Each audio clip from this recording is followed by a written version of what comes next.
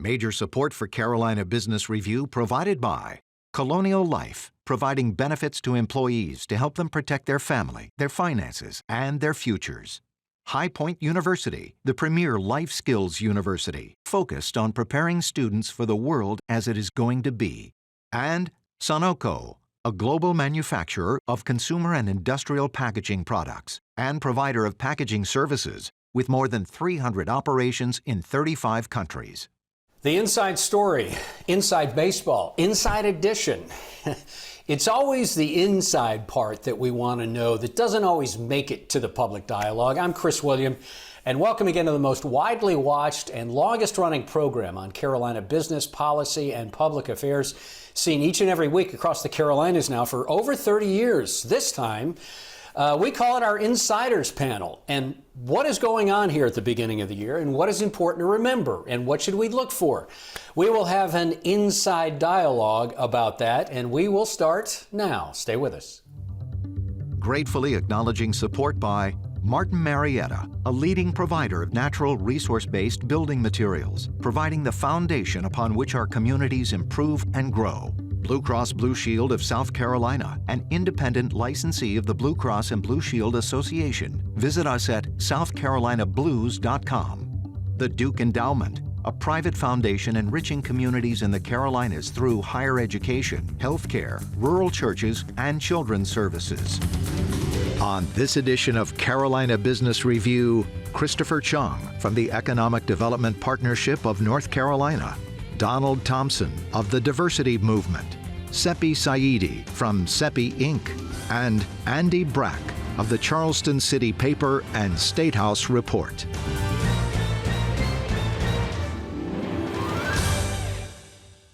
Don't think it's too late, and still we can say Happy New Year. So Happy New Year to all of you. It's nice to see you both. Sepi, I'm going to start with you. So we are past the holidays and now focused on those things that we were focused on before the holidays: the public health crisis, COVID, housing costs, jobs, labor shortages. Take your pick. Sepi, what is if we try to cut through all of the melodrama around some of these more emotional issues, what's the real work that needs to get done beginning now? Thank you, Chris. Happy New Year to you. As always, I'm so delighted to be on your program. So when we are talking about the issues that we're dealing currently, the health crisis and the jobs and education, one thing that I do have to remember is we have to remember none of these things are really new.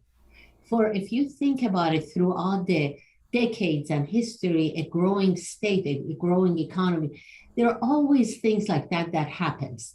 Now, it happens that it's the first time we're dealing with this significant pandemic, which we haven't seen before. But, I believe that as leaders, we always need to be thinking about how do we solve for problems, how do we come together to collaborate through figuring out what to do. These are the things that nobody really has a specific answer for. I mean, I would be just saying something if I say that this is the first thing we need to focus on. I think the best thing we need to focus on is collaboration to truly try to solve these together, to find out what are our top priorities.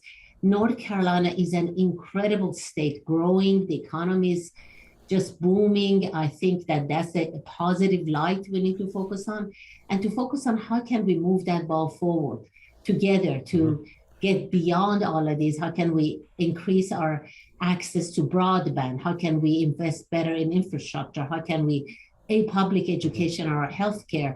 So these are the steps we have to take together to get to the next step. Don, what do you think? Gentlemen, Don, what do you think? Yeah, I would just expand on that. I think as leaders, and one of the things that Sepi described is as leaders, and that's how do we make an impact? Let's not contribute to the fear mongering of using data for our personal needs, right? And I think that a lot of times people are manipulating the information to create that fear and that anxiety, and that clouds people's ability to trust information. And I think that it's really, really important for leaders to be a part of the conversation, whether it is the pandemic, whether it is education or growth. But let's just use the pandemic as an example, right? what should we be doing in this moment versus how bad this moment is. What should we be doing in this moment relative to racial equity versus how bad this moment is, and trying to create conversations that push our dialogue forward. Gentlemen? Chris, I think something really important to keep in mind is that both states have huge pots of extra money this year. In South Carolina, the typical general fund budget's about $10 billion. They've got a surplus, they've got a couple of extras, they've got $2.5 billion in ARPA money. There is all this aid and health and lawsuit money. So they've got an extra $5 billion. The thing that really needs to be done here is to not waste that money, not spend it on shiny new things, but instead go back to the problems that we have persistently had, to improve education, to expand healthcare and those kind of things. Unfortunately, in an election year, there's going to be the shiny new balls, and they're going to be trying to throw money at stupid things that are out there. So to follow that arc, Chris, let's just, and this is my term, let's call, as Andy just talked about that extra money and a place to start, let's call it the COVID shadow budget. In North Carolina, it's the same thing. Billions have been added to a surplus already. So to take that a little bit further, what is this extra money? And let's just call it one time. How do we become responsible about policy around this one-time windfall? Well, I mean, I think the sheer volume of money that's floating around out there does make that a little bit of a challenging question. I think Andy brings up a good point. It's easy to be distracted by some of the requests that are coming for how to spend all this extra money. I think from where we sit in the economic development space, going back to your original question of what do we need to tackle in 22, I think beyond the points that Sepi, Andy, and Don raised, I think from the economic development standpoint, it's like, how do we get all these people who might be sitting on the sidelines in the labor market back into the workforce? All of the companies that we deal with every day, they all depend on human capital, but there's a good amount of that human capital that is still unable or reluctant to return to the workforce. It doesn't matter if it's manufacturing, the service industry, professional occupations. We're not seeing a labor force that's truly representative of the number of people who could contribute to the economy, and that's going to continue to be a drag until we resolve things primarily around the pandemic and getting that as much behind us as science will allow, which at this point, most people are saying, right, it'll become endemic. Well, if that's the case, we probably do need to figure out how to move on, but we're still in this very much of a limbo state. Are we going to conquer it? Are we going to eradicate it? Will we just have to live with it? I don't think any one of us knows. And until that's resolved at an individual and organizational level, we're going to still be in this period of uncertainty that we've all been living through for the past couple of years now. Sepi, you know, Chris didn't use this term, but this idea around labor and workforce and shortage and, you know, where people are going to go, and some of them just taking themselves out of the workforce, the idea that we've labeled it great resignation, but it seems a little bit more longer term. And so as a leader, as an employer, as somebody that watches these markets here in the region, Sepi, is this just a transitional period? Is this great resignation going to show up as more entrepreneurs, as more small business? Where do you think this story goes? I would believe it is a great resignation, and I don't think it's temporary. I think it's long-term. I believe we really don't know the impact of all of the individuals who've left the workforce. They may show up in other fields. They may become more entrepreneurs. I just feel like right now, because we're so much in the middle of it, we can't figure it out. But we are trying at Sepi, we're trying to get creative. And what I believe is going to make a big difference for organizations is their culture. I think this is the time, more than ever before, that a culture of the company is going to become much more prominent than salaries, more prominent than a PTO. Well, PTO is a part of the culture, but it really is becoming much more important. And for us, we are trying to enhance that. We're trying to, for example, I just brought up PTO. We're really enhancing our maternity, paternity, adoption, PTOs in a significant way. We are really working on our culture. And I would say the firms, the organizations that get the culture right are going to be winners. And that's going to be the only competitive advantage we can offer in today's environment. Yeah, Don, Andy, how do you feel about that? I would say, and I have a couple of different thoughts, right? From the enterprise, there's one view, and I'll look at kind of the smaller emerging businesses. The competition is starting to equalize, right? Because all of the compensation levels are increasing. So now all of a sudden the employee has a multitude of choices based on location where they can live, right? So it's the culture of their surroundings, their family environment and engagement, the price point for what they're willing to do work for, and that toggle between working for someone else and doing the same skilled labor jobs that they have as a freelancer. And so now as an employer, you have to be able to pivot the output of your organization with those new toggles that employees have.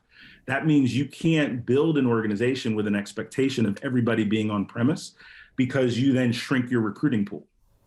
You can't have a 2 to 3 year promotion path, because now all of a sudden you have a flight risk for somebody that you invest in train. So the employers are going to have to be more agile and create, and I'll finish with this phrase, a personalized work experience for each of their employees.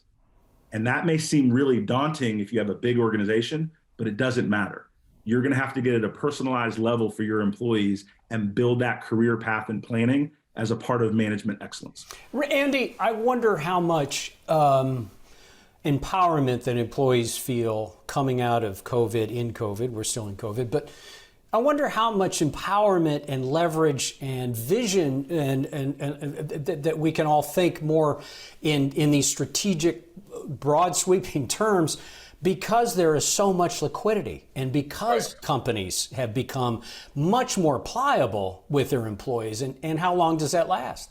I mean, one of the things I can share with you is I'm trying to hire an editorial employee right now, and I'm having to be very creative. It's not a 40-hour-a-week type job. It might be a 32-hour-a-week job with some extra time. I mean, what we're seeing in Charleston, which is very dependent on the tourism industry, is that they have been hammered. They are looking massively for more employees, but they can't pay them $2, $3 an hour anymore with tips. We have an advertiser who has essentially asked us to figure out a way to get 500 more people to apply for tourism jobs and hospitality jobs. I mean, the people aren't out there. We have a 3.5% unemployment rate in South Carolina. It's lower than in a long time. You have the place that what you can do is you can bring people in, which is expensive. You can pay people more, which is smart, or you can go to the people who have taken themselves out of the labor market, i.e. moms taking care of kids, teenagers, or retired people, and you can try to incentivize them to come back in. And that's what we're seeing people starting to do, but they're having to be extremely creative. And like Don said, on a very personal one-on-one basis. And I think if I could chime in, I mean, I think that goes to Andy's earlier point about how are we spending all these surplus of dollars that pretty much every unit of government has right now. I think if there are people who are staying out of the workforce because of lack of things like childcare or lack of some other social support or workforce support, I mean, that is a very real impediment for people getting back into the workforce. I mean, even housing, if you don't have housing nearby where the jobs are and you're asking people to commute an hour for a job that may not pay all that much, that's also not a great equation for getting people back into the workforce. So all of these things, they all tie together inextricably. You think we're going to be asking the same questions at the end of this year that we are right now? In other words, are we going to have more clarity about a lot of these labor issues and these workforce issues that we're asking right now, wringing our hands together? Any of you? I'm not optimistic on that front, right? I think that unfortunately in a country that has all these points of chaos, we're going to need more settling time than we ever understood before, right? When we were having in dips and different things. And then the second thing, with an election coming, that's going to further divide us. So the point of the organization, the country and organizations coming back together is probably 2 years off, in my opinion, just because of the narratives that are being built. How would we encourage people to fight against that? Sepi, how do you feel about that? You think we've got are you more optimistic? Do you feel the same? I feel the same, unless we could leverage I really think we're not leveraging social media enough for the impact, the education part of it. There is a generation that's on social media, and it's truly is leveraging it for many ways. But I think there's a generation, I would say my generation probably is maybe most of us on this call, we really are not utilizing the power of social media the way we should to educate, to recruit, to make changes. I think unless something significantly we figure out to do differently, we're going to be dealing with this same issue, but also but I am just an optimist. I'm just always a huge optimist. And I think that because of the amount of knowledge that's circulating around on social media and in TV, newspapers, everywhere, I think we are going to be in a better place. We're going to be in a better place, but not necessarily by the end of this year, significant change. We're talking about 12 months, 11 months from now. So let's shift just a little bit. And Andy, I want to come to you. And, this is going to be like trying to answer something. Two issues, tax reform in South Carolina, a couple of issues that are on the Statehouse agenda, tax reform, redistricting. Try to keep it to a minimum. And I know it's tough because these are big issues. Do you think either one of those is going to get done enough to where we move this forward? I'm going to add education reform in there too, and really switch it up. Yeah. So tax reform, you're essentially talking about income tax rates, and the Republican leadership is really pushing that. The chamber's pushing that. There may be something done this year, but what South Carolina needs is comprehensive tax reform to deal with sales tax and fees and all that stuff. They're not going to do that this year. There's just not enough time and capacity. In terms of reapportionment, what's going to happen in South Carolina, and I'm not sure probably North Carolina, is that the plans that have been submitted are very gerrymandered in favor of Republicans who control everything. There are going to be court cases against it. And what that's going to do is that's going to push the primary season probably till June, and that means the entire legislative season is going to be a very partisan season because everybody's going to throw legislative raw meat to their voters, and that's going to divide us more so that everything's going to be put off. And I think that means that the session's going to pretty much be a failure. They're going to be lucky if all they do is redistricting in these budgets. What we've got to worry about in South Carolina is the attack on public education that's here, because there's yet another round of voucher proposals to use public money for private education, and that's going to be a big fight that comes too. Yeah, Chris, let me couple the North Carolina reapportionment, redistricting, as we call it, shorthand in the media at least, is now going to the highest court in North Carolina. I'm not asking you to be a constitutional expert, of course, Mr. Chung, but that's a relief. That's a relief. It's going to be difficult to see that the high court does not follow the precedent of the lower courts. They may. So if redistricting does happen in North Carolina, how do you think that? Do you think that eclipses the entire year politically, or do you think North Carolina gets past it? Look, Chris, as you know, I mean, our organization, we don't get into politics. We're certainly affected by it, but in economic development, at least, we've been really fortunate. There's been strong bipartisan collaboration anytime we're talking about what does it take for North Carolina to compete effectively for the jobs and investments of the future. I mean, we've seen that with the Democratic governor's administration and a Republican-controlled General Assembly for at least the past 5 years, where they've come together when those opportunities arise and they get things done. I think it explains why we had a record-setting year in North Carolina with respect to job announcements by companies locating or expanding here. It's that bipartisan commitment to delivering an economy that performs for as many of these 10.5 million people living in North Carolina as possible. DEI, diversity, equity, and inclusion, has also been a big one. Don, I know you are at the center of that for a whole lot of reasons and been interested in that for a while. And following the tragic death of George Floyd and several other, the Keith Lamont Scott shooting in Charlotte, and several other issues brought to the fore the issue of equality, race relations. It blew up, but it also brought, again, to the front of this. So DEI, is it becoming, a couple of questions around this, Don, is it becoming standardized? Is it becoming more broadly accepted as a strategic initiative within an organization? And is there enough momentum for that you feel like in a year, 5 and 10, that it's going to be much more endemic in part of organizations? Yeah, that's a lot to unpack, but I'll do it briefly. I think, is it lined with business's strategy? I would say yes, because one of the challenges that all businesses are facing is talent recruitment and retention. And in order to raise your ability to recruit and retain, you've got to broaden the net. And in order to broaden the net, you've got to have people in leadership in place that can relate, motivate, and lead all different types of individuals. So that's number one. The second component, does it have momentum to kind of weather that storm and be here 5 to 10 years from now? The simple thing I will say is that it will transform. It will be called something different 3 or 4 years from now, because there's so many positive, negative conversations about DEI because people automatically associate it to race. It's really about workplace excellence. And how do you create a culture that everyone has the same opportunity to win at work? So you'll hear and see the nomenclature change over the years, but the productivity we expect from a broad group of people and that equity we're chasing, I think has a long lead life. Sepi, do you get the sense that DEI is, this is kind of sophomoric to say, is a good thing from a strategic standpoint, but also that it's not just here to stay, but building real momentum within companies? Chris, I think that DEI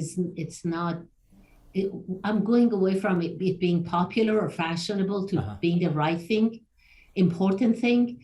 And I would also really emphasize gender equality. I think that one of the big issues we're dealing with could also help solve the workforce problem is the number of females who have left the workforce during pandemic, been unequally impacted because of childcare.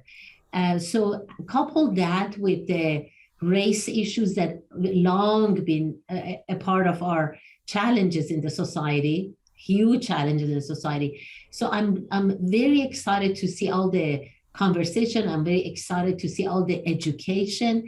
I genuinely believe there is a significant amount of population that just has not been educated around this topic, never thought about it that way. When I speak about women in workplace and how we need to change the culture from where I started, that I have to adapt to a workplace culture that was dominated by men, and you had to hide your pregnancy and hide your being female and hide to a fact that, well, if you want women a part of an organization, why don't we create a culture that's comfortable, that women don't have to adapt, that minorities don't have to adapt, that it feels comfortable for everybody. So I am extremely excited about what has happened. I'm extremely excited about the future. I think this is going to evolve as part of the education part of it to become a part of our society and just how we live, that we don't even have to do the education around it because everybody gets it.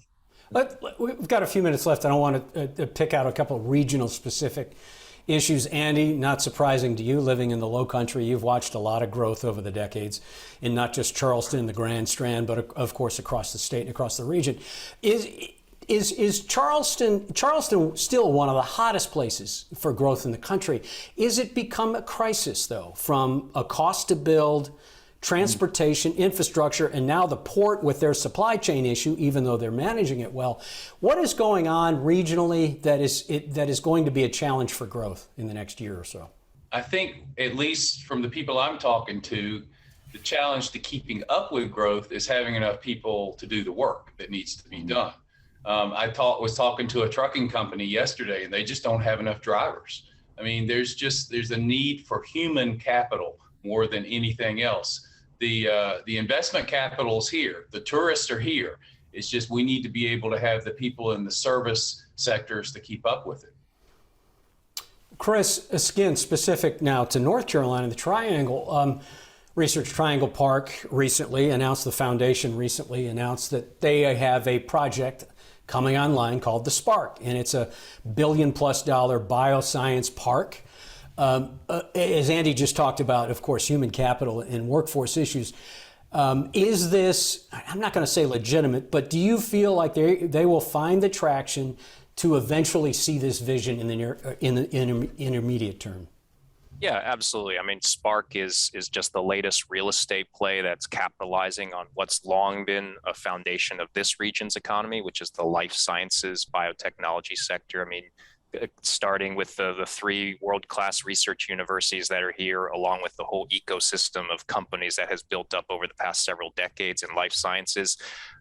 That has made this region one of probably less than half a dozen magnets for companies around the country that are in this particular industry sector. Now, ultimately, those companies, big or small, they need somewhere to locate from a bricks and mortar standpoint. And that's what Spark is really trying to capitalize in, housing those companies and their future growth plans, but also complementing that with some of the other amenities that those companies or employees will be seeking in terms of residential, retail, entertainment, and that sort of thing. So I think it's a very smart move, and I think it's just going to be yet another thing to keep the momentum in this space going for this region.